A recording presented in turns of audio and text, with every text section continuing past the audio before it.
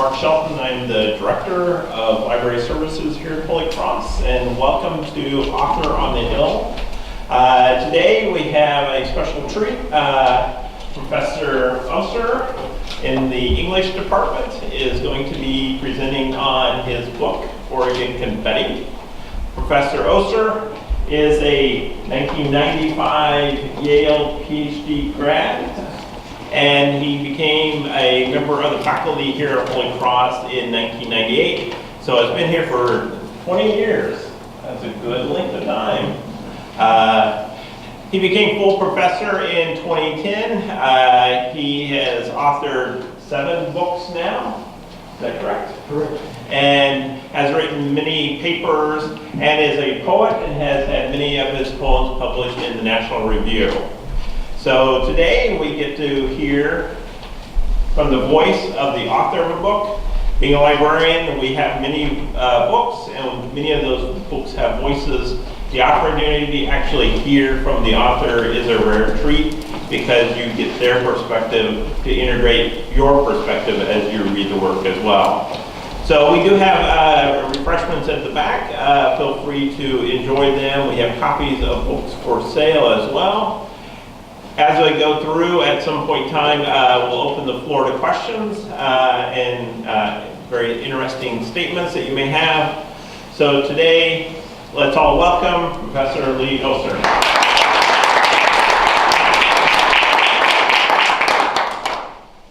Well, thank you for coming. It was kind of you. Especially appreciate my colleagues coming and seeing me here. I'm quite gracious of you. Thank you for being here. And Mark, thank you for the kind introduction. I wanted just to begin with some reflections on what novel writing is like from my point of view. And I think there are different types of writers. There are some who are very conscious from the beginning about what they're going to do. They have a game plan. And I'm not one of those writers. I find that I write out of my unconscious mind. And sometimes people refer to that as a form of demonic writing, not in a satanic sense, but just in the sense of being possessed. And I think that's right. And I think that for my own kind of writing, initially it's a response to some kind of neuroses or form of trauma. And I think that's the case with me. And if I were to go into the detail into my personal life and my childhood and my family, you know, you'd see where I'm coming from. That many of us in American society have rough and tumble origins, and that's the way it is. And so you find yourself responding to that almost with art as a form of therapy, because you're just trying to find, to give things a form. You're just trying to make sense of your life.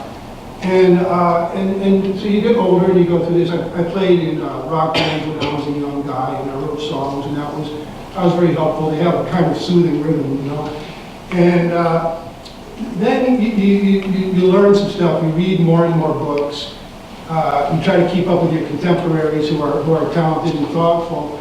And you notice that not only are you dealing with your individual traumas, but that our society is dealing with its traumas too.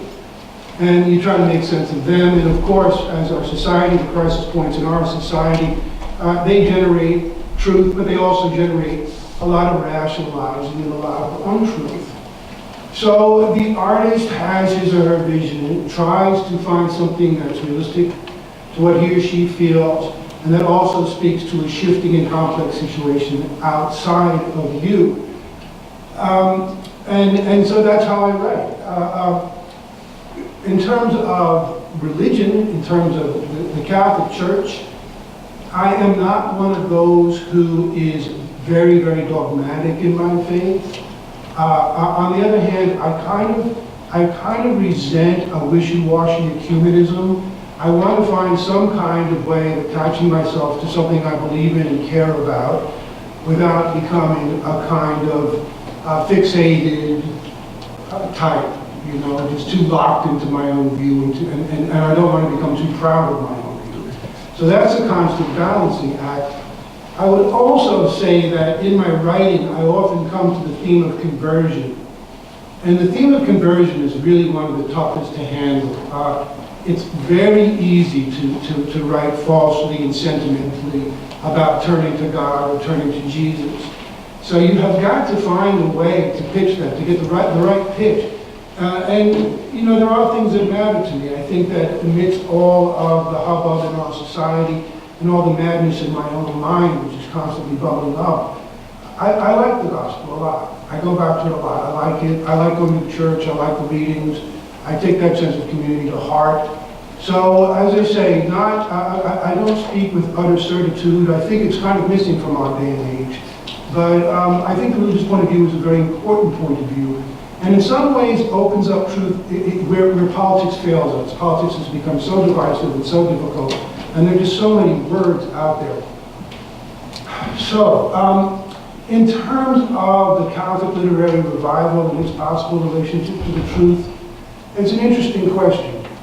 In 2012, a man who's a Georgetown professor named Paul Elie, E-L-I-E, had a piece, an essay in the New York Times.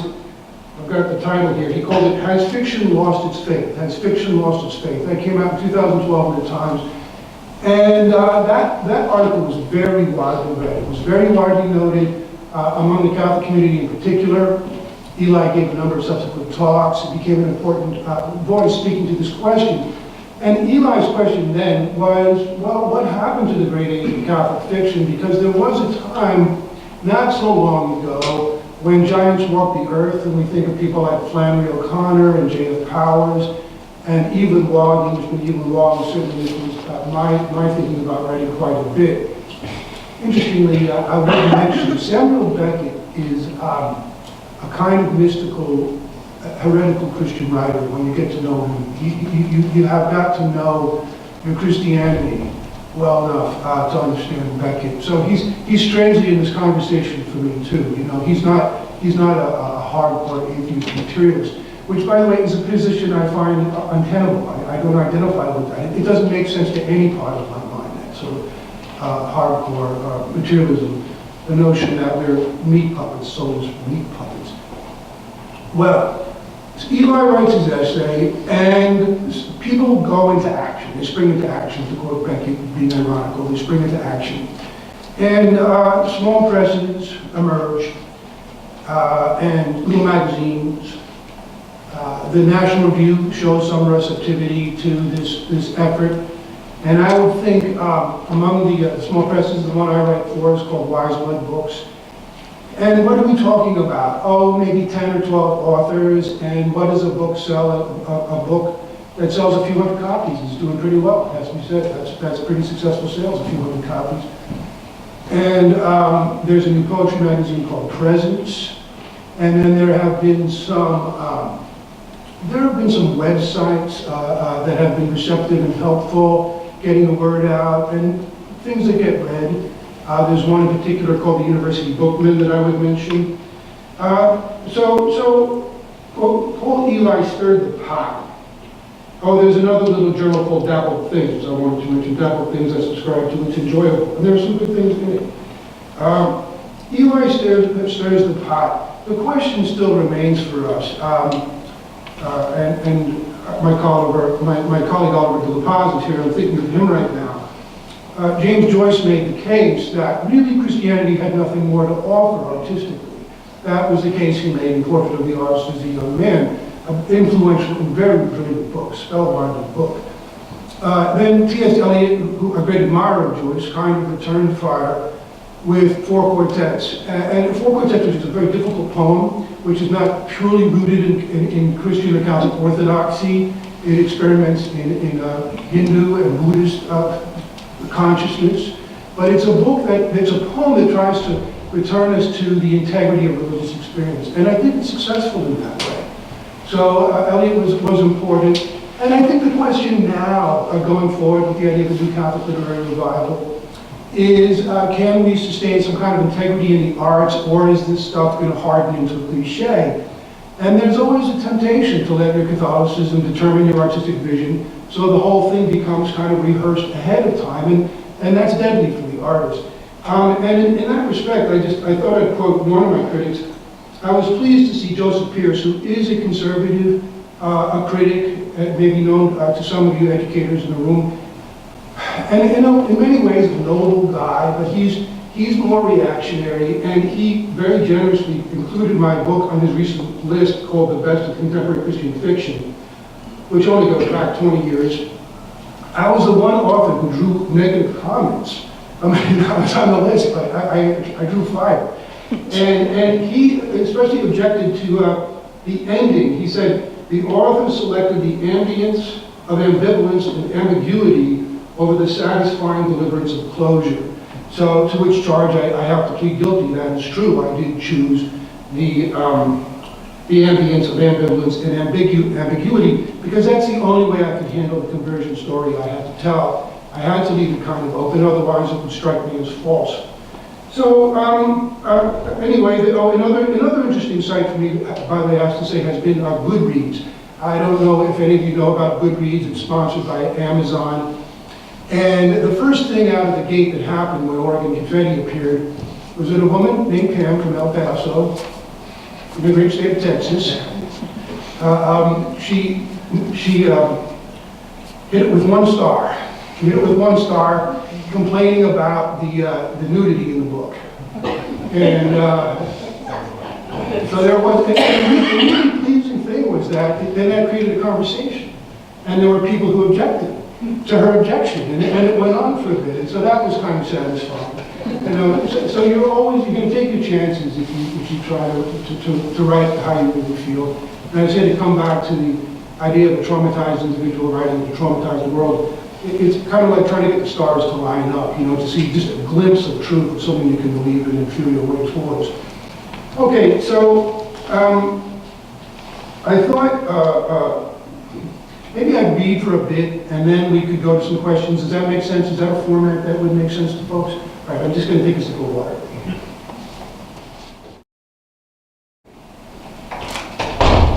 So this is the beginning of the book.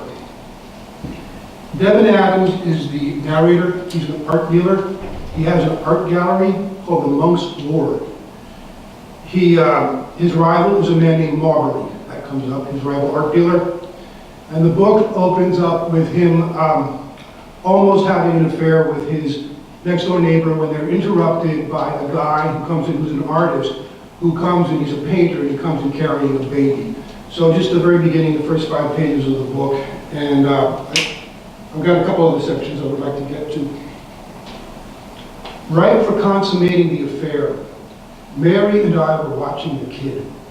The print was jewel-like. We'd finished the wine, and now we were launching the torpedoes, straight doses of ice-cold Rogue Spruce gin. The phone rang, and I stopped the film. It was my friend, John's son. It was a brief and baffling call. Something about his baby. They'll be right over, I said. This guy John and his baby. I don't know who he means. What should we do? It's a surprise visit. I don't want to meet anybody. He's a genius. I don't care. Do you like great art? I can take it or leave it. A double knock ended our deliberations. You'll be fine, I said, answering the door. I promise. It was John, and he brought an actual baby, all right. An infant lodged in the crook of his right arm. It was bundled up in John's peacoat. Its eyes fluttered open. Mary rose to meet the much taller man. He wore red trousers and a black turtleneck sweater over his lean torso.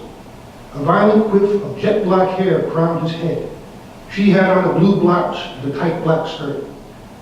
Mary, this is John's son, the painter. John, this is my next door neighbor, Mary Toke. You don't happen to know anything about babies, do you? I'm sorry, she said. She looked at me, but I was stumped. He repeated the question. Aren't you the father, she said. No, he was abandoned. The baby emitted a faint whistling sound, and then Mary took it in her arms. She disregarded John's peacoat, wrapping the infant in her macrame sweater. I'll be right back, she said to my surprise. My nephews were just visiting. I've got some extra stuff. Mary left the house, and John immediately requested food. Going to the kitchen, he poured himself a glass of tap water. I put out a block of good Tillamook cheddar and a half loaf of French bread that was hard enough to pound garlic. Then I located some nuts. a half-open package whose date appeared to be written in cuneiform. As I was organizing these things, he sat at the table and started to talk. "There's been a big screw-up," he said, draping one long red trouser leg over the other. "I got sent to pick up a kilo of gravy. I was driving back when this guy Fishface called. He's an imbecile. I don't know why we hired him. He said it was an emergency. Told me I needed to make a swap. I argued with him. What was the point? I said, let me talk to the boss. He said the boss was occupied. I see. The swap was at Rooster Rock State Park. I see. I got there first. I recognized the trees, the look of the river, the shadows on the rocks. Even with a full moon, it's not an easy scene to paint. Did you try? I didn't have to. I knew the scene. I had already painted it. I poured the nuts into a ceramic bowl and sat down across from him. What are you talking about, John? He paused over the bread, gave his jaws a workout. Then he washed it down, belched with authority, and resumed his bizarre tale. It was the same exact scene. I'll show you the painting if you wish. Let's just say it looked like a painting. Whatever you said, Kimasabi, but I remembered it perfectly, in every direction. Then again, I didn't expect the smell of wildflowers. He sniffed the air and closed his shining eyes. I wasn't surprised when I heard the voice, though. What voice? A woman's voice from across the river. For Christ's sake, John, there were people nearby. It's a public park. No, there weren't any. There was no one else around and no other cars. At first, I thought she'd said, return the sun. But it might have been, son, return.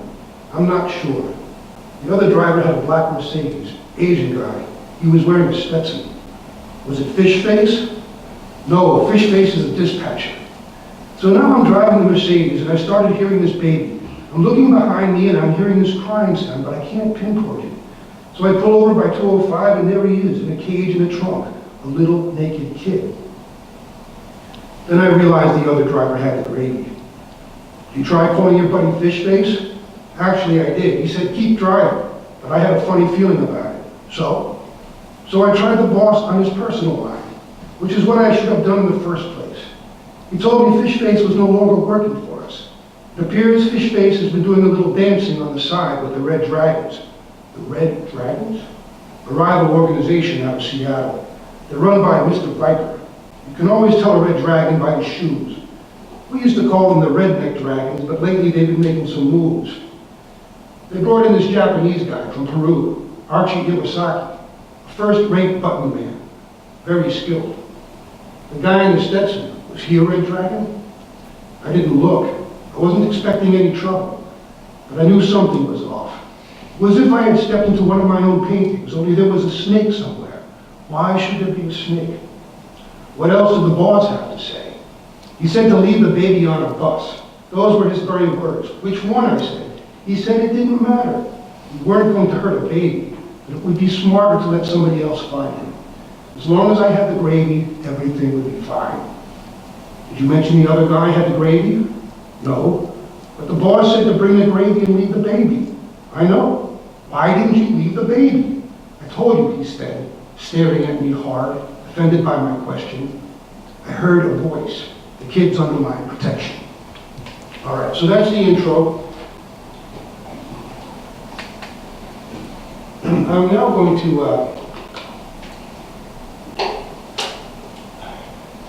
to read a scene. I began talking about trauma, and one of the things I noticed is that when I write, I always seem to be writing over something else. There's some contour underneath the surface of what I'm writing, and my mind is working on different levels, and what I seem to be writing is not what I'm really writing, and I'm sure people who are writers in here have had that experience. And sometimes you can respond to that rather deliberately.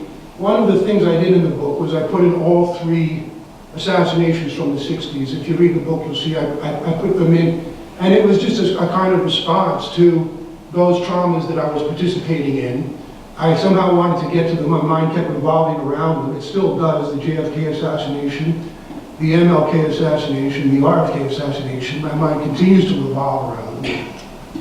And in terms of the deep structure of the book, I became aware that I was having fun with the plot.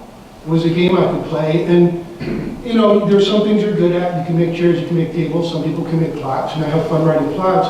But I also found there was a deep structure there, and that the deep structure had to do with the three women in the book.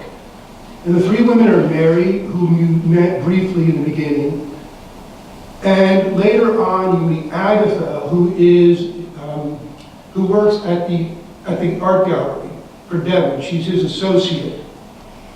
And you also meet a woman named Eve Labcoat, who is an art dealer. She sells art, she's a middleman. And the scene that I'm about to read takes place in a restaurant where Eve is really taking over Agatha's territory. Agatha is feeling her age, she's a bit older, and she feels like she's not able to compete. And that's Agatha, she feels she's no longer able to compete, and Eve is very competitive and ambitious. So here is the scene where effectively Eve knocks Agatha out of the way. So I'll turn to that. It's in a restaurant scene set in Portland, Oregon.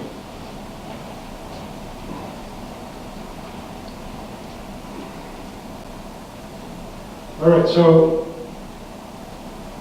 Eve Labcoat is muscling her way into Agatha's territory. Here's the beginning of this, about the same length. After a relaxing pee, I stood preening myself in front of the mirror like a moral halfwit, pleased that the two finest looking women in the joint were in my company and evidently competing for the privilege. Did I know I was being a cad? Yes. On the other hand, excuses were abounding. I was not dealing with innocents. I was dealing with sharp, sophisticated women who enjoyed the sting of battle. They swore like stockbrokers and they abhorred sentimentality. I was a savvy businessman, worth more to them than they were to me. The finest excuse of all, my conduct, from a purely legal standpoint, was unimpeachable. I could record the entire proceedings and leave a copy for the good folks at Cutter & Cutter. Hell, I could send a transcript to the Supreme Court. When I returned to our table, which fit snugly into a leather lunette cutaway for three, with Eve in the middle, it was evident that something significant had transpired. The two women were sitting closer than before.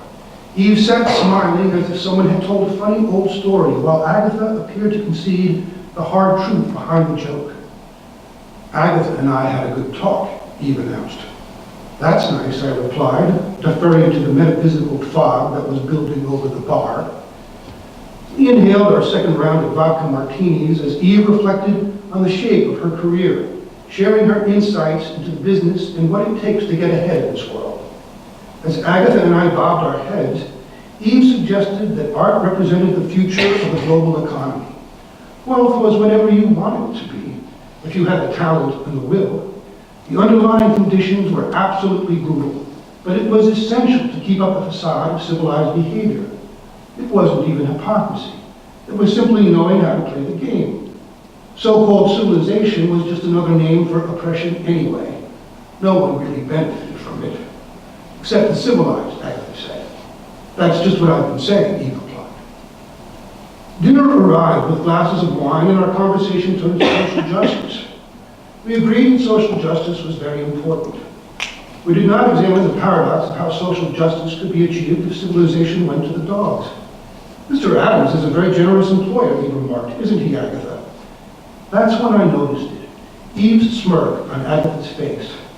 It lingered even when I looked her in the eye. Then I accidentally knocked over my water glass, spilling water on Eve's blue dress. When Eve withdrew to the ladies' room, I took the opportunity to ask Agatha what they had discussed in my absence. She said I need to make some adjustments because I'm no longer young. How come I'm not trying harder? Agatha spoke while drying the seat with her napkin and incidentally affording me a very generous view of her bosom. It's a competitive world and I shouldn't go around feeling sorry for myself. But you don't go around feeling sorry for yourself. Yes, I do, she said, sitting up and adjusting the front of her dress. Well, Eve might have a few constructive ideas. I suppose it can't hurt to try. She's a very attractive woman, isn't she? Eve's a beauty. Are you going to give me the axe? No. I laughed a little because Agatha's vulnerability was painful to me. It was also, in some more oblique way I did not care to examine, alluring. I was feeling the effects of my second martini. So what about these training sessions? Would it be okay if Eve introduced some new methods? It might give the place a new feel. We can try, she said. Tell you the truth, you probably should fire me. She drained her wine glass in a couple of long swallows. Look, Agatha, I don't know exactly what's going on. I don't want to fire you, though. We've been through too much. I wouldn't mind another glass of wine, she said. Come on, Doc. What if I can't do it anymore? What if I keep wasting your money? I don't care if you waste my money. So she'll be my boss? Only if you agree to it. She scraped her fork on the bare carcass of her French game hen. Tell me, she said, do you ever feel like a spectator in your own life? I've had the sensation. So what do? I tend to go along with it. What else is there to do? All right, Devin, I agree. I'll go along with it. I don't see that I have many options. Eve returned, flaunting a fresh red grin. I informed her that Agatha and I had agreed to give the training sessions a shot. To celebrate, we ordered after-dinner cordials. But after they arrived, the two women adjourned once more to the ladies' room. They toddled off together, arm in arm, occasioning another tribute of admiring stares as they passed. They were gone a long time. When they got back, I saw that Agatha had freshened up her makeup as well. In fact, it was thicker than I had ever seen it. What do you think of our little makeover? Eve asked. I pinched the stem of my brandy snifter as they slid their backsides onto the cozy bench. Agatha swept her hands through her hair and turned to give me the profile. The effect wrought by her smoky eyes was remarkable. I noticed also that her shade of lipstick had cooled to a new pink. I exchanged a quick glance with Eve, who was all business. Doesn't she look fantastic? Eve said, inspecting her handiwork. It's just right for a woman her age. I love it. That perfect touch of decadence. I said, she always looks great. Agatha said, thank you, Mr. Adams. The smirk was back, under the fresh maquillage. It's something I picked up at Nordstrom's, Eve said, fixing her attention all the while on Agatha. Not cheap, but I knew it would be the right look. She laid her hand on Agatha's. Combined it with an air of deference, Agatha laughed, but Eve continued talking without removing her hand. Our clients are wealthy people. Their time is more valuable than ours. In that respect, we need to think of them as our superiors. I should warn you, that'll be the first part of your training. It's a job that requires total commitment and exceptional stamina. We expect you to be on your feet all day. It sounds like you expect me to be on my knees. If you prefer, he said, pumping a brilliant red grin that floated off and hovered above the next table before it disappeared. We'll have to see what worked best for you, my dear. I'm really quite open-minded. We kept grinning till our jaws ached. Then we sipped our liqueurs. The women were drinking creme de menthe. The topic returned to Morley and his racing new shot girl. Check out her Facebook page, he said, reaching again for her phone. Then she tapped it and swiped it and slid it conspiratorially over to Agatha, who received it with social curiosity. Oh my God, Agatha practically gasped. Her eyes grew wide with laughter as she and Eve shared the images. They giggled like schoolgirls and pretended to ignore me. A girl's got to do what a girl's got to do, Eve said. Here's to sales, I proposed, raising my glass. Our three glasses clinked, poised between the lipstick and the cleavage. Then Eve and I traded toasts. To the monk's war, she said. To Laura Monk. To Agatha's new look. To my accountant. To your accountant's new look. After this final burst of hilarity, we settled down. All the nervous laughter had lifted us like a hot air balloon to an altitude where it was becoming difficult to breathe.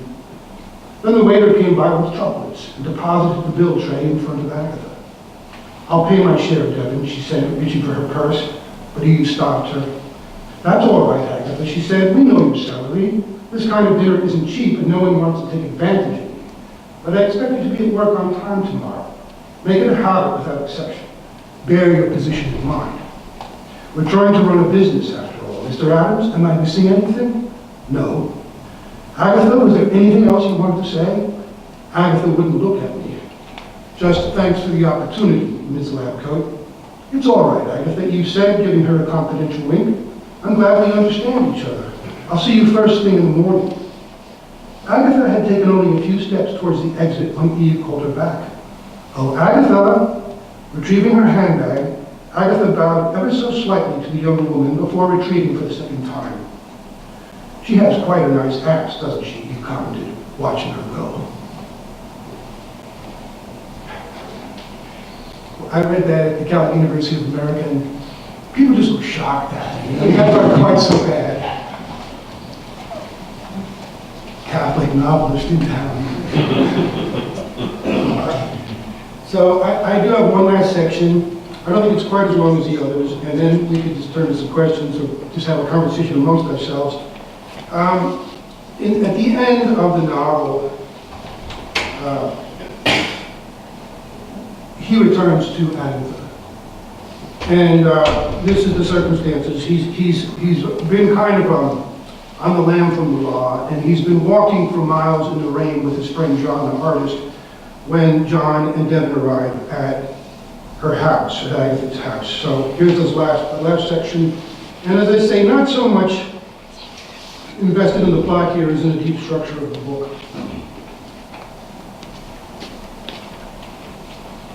I recall a priest who used the term scroops to refer to people who go to confession every day. I could go to confession every minute. The problem is, if you live that way, you're not living at all. You become your own nemesis. I thought back to Clarence's rope-a-dope remark. By his analogy, I wondered, was conscience Muhammad Ali or George Foreman? Was conscience the man who dished out the punishment, Foreman, or the man who absorbed it, Ali, in order to wear out his hard-punching opponent and knock him out later in the fight? Sometimes the truth lies ambiguously, like the duck rabbit. A mighty fortress is our duck rabbit, a fortress never failing. It, amid the flibberty gibbet of mortal ills prevailing. Agatha opened the door in a house dress. It was light blue and becoming on her. When she saw who it was, she recoiled a step or two with her hand over her mouth.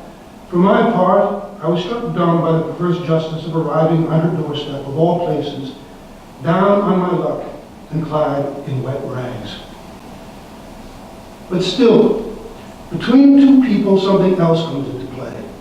An atmosphere that is not entirely his doing or her doing, but is something between them that they themselves have created and charged with ions of emotion, that they breathe together, regardless of moral categories that come to mind like lighthouses illuminating a midnight blizzard, regardless of the power freaks, acid theorists, killjoys, poet whippers, soul dissectors, fearless leaders, chronic scolders, odious rhetoricians, and other prize-winning members of the policy community.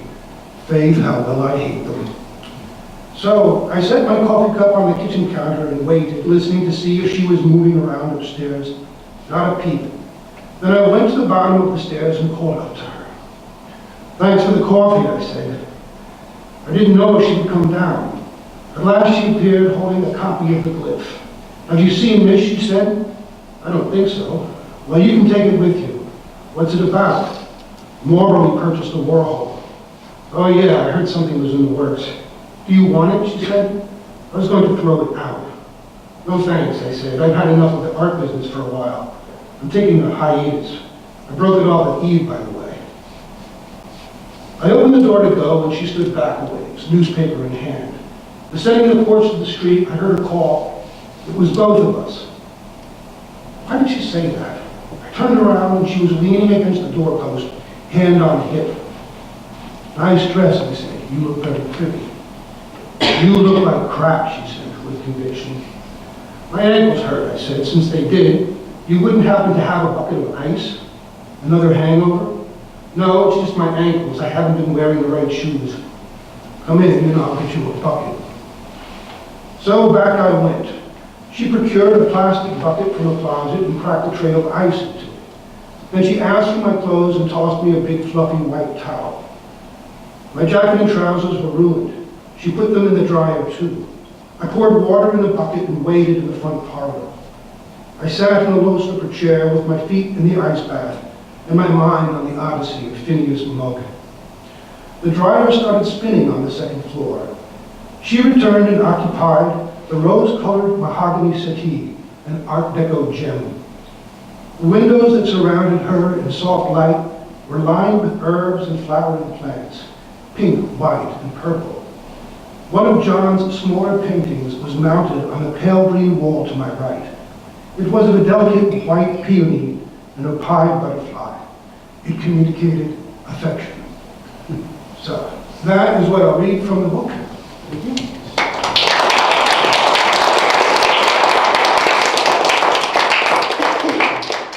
So if there were just any questions, if anybody had any questions about the New Catholic Literary Revival, about Oregon Confetti, about anything else, about politics,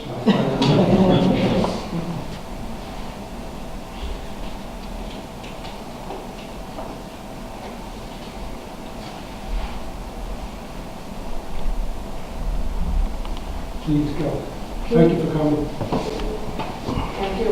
Can you talk at all about how you write, and how you get started, and how you keep going, and how you... I really, I agree with some old cliches. Fear is a great motivator. Terror, staring at the white page. And it's interesting too, I keep a notebook and I try to jot down notes about a plot and characters and thoughts I have. But it's like a Ouija board, you don't know where it's going. And then when it takes off, it just takes off and you go, oh, that's what it is. I was very pleased. I looked up, there was, on occasion I'll read what other writers are saying, and there was a site I found which had, they said, here's 7 things you do if you're writing a book. And one of the steps was follow the headlines. And that just meant that, and once the story starts to come into view, if like you get going in a vein that's working, stay with it, follow the headlines. And the other thing, and I remarkably, every one of the 7 steps I have unconsciously gotten to, but the other one was just posting a picture, an iconic picture on the wall. So I had a picture that Steve had seen of Muhammad Ali hitting the heavy bag, just hitting the heavy bag. And that was there. And so mostly you try to create a zone where you're comfortable. And it really is a mysterious process, in part because it's so much a product of the unconscious. Yeah? Please. Yeah. Do you feel it's like unconsciousness writing, which has advantage to your opinion in the zone? For me, it's not quite a stream of consciousness kind of thing. It's a bit like Braille. It's a funny thing because you're writing on top of something else, and you're starting to sense that what's guiding you is not exactly what you think is guiding you. And then sometimes you want to give up because it seems entirely hopeless. What am I doing here? Just groping around in the dark. But our experience of language itself is so layered. And we have not only the associations of, historical associations of words and their etymologies, but the usages we've read, the usages we've heard, what the word means in our particular experience. So it's almost as if like every word is a small microcosm. And there's a lot of delicate balancing that goes on. Please, Beth, and then what are you doing? How much do you think about your book when you're not actually writing it? Like when you're not at your desk? I have to agree with those who say that I don't enjoy it that much, and it's just true though. I'm lazy. I prefer to be lazy, and if I can avoid thinking about it, I will. On the other hand, if you insist that I think about it, I have to, and so it's often that way. Thank you for this good question. Reaches out its tentacle for me and pulls me back in. Jorge, please.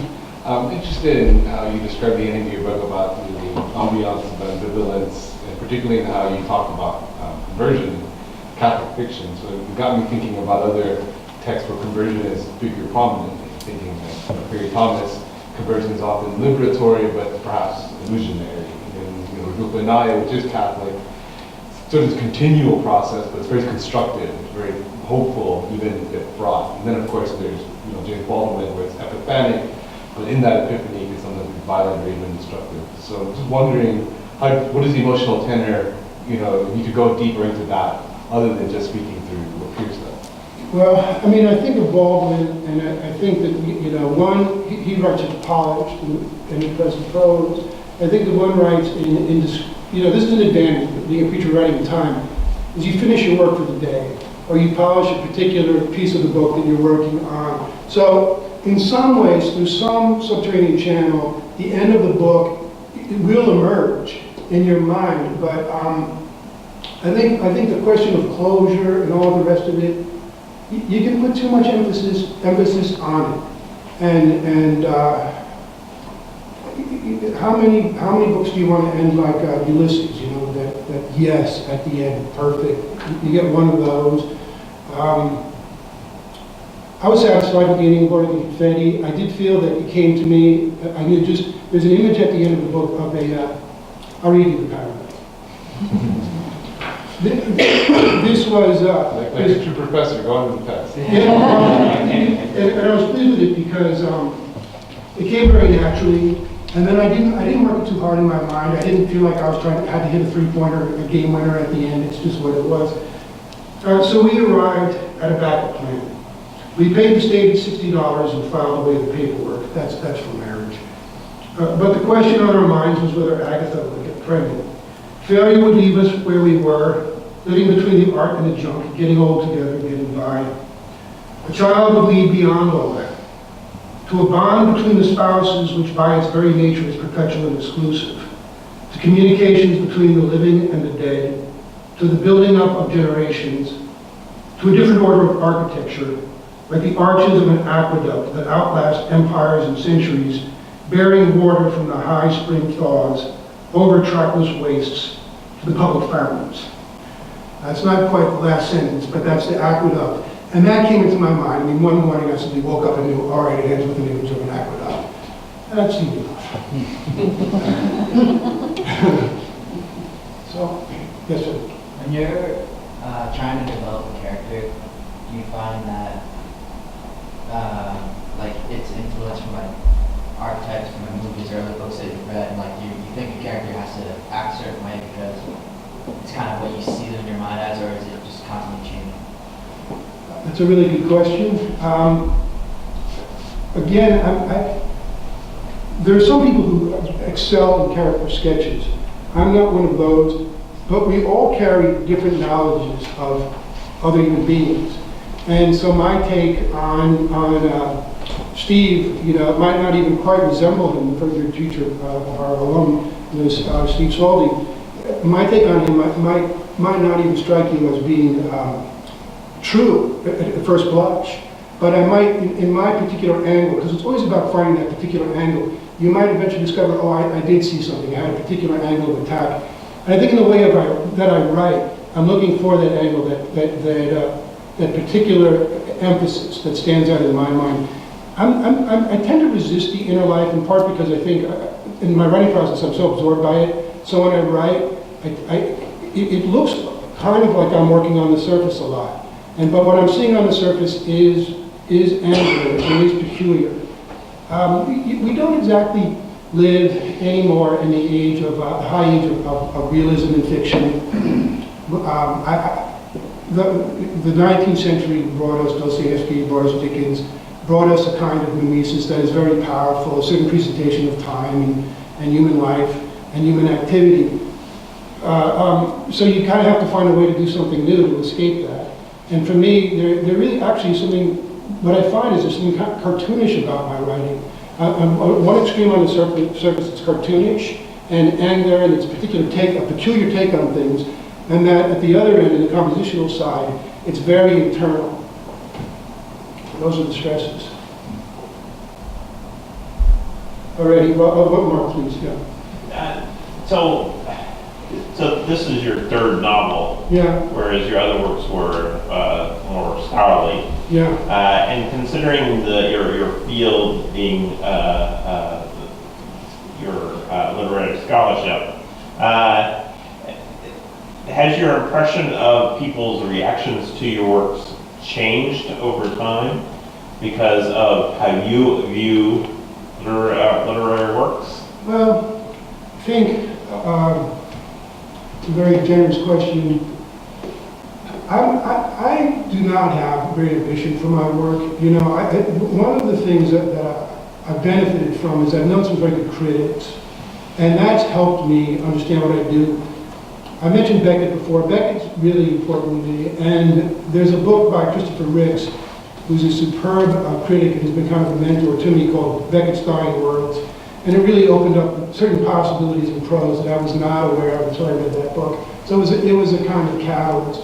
But then in terms of the great run of literary history, I was dropping George Weigel, the distinguished theologian, off at his hotel after his last visit to the college. And we were talking about books. And he's a very literary guy, which is refreshing, because a lot of theologians are not. And in fact, a lot of theologians are in some ways hostile to literature. And Weigel is a large man in his tastes. And he was talking to me, he said, well, what can you do after a wall? What can you do after J.F. Powers? And I said, well, you know, the old baseball metaphor, just slap a single, you know, slap a ground ball through the infield and stand on first and say, hurrah. So I think that would be the height of my ambition. And then the heavy hitters will come along in time. You keep a tradition going. Certainly, I've read a lot of Waugh. If you read this, you'll hear how he's coming from Waugh in a lot of ways. All right, well, I thank you very much for your kind attention.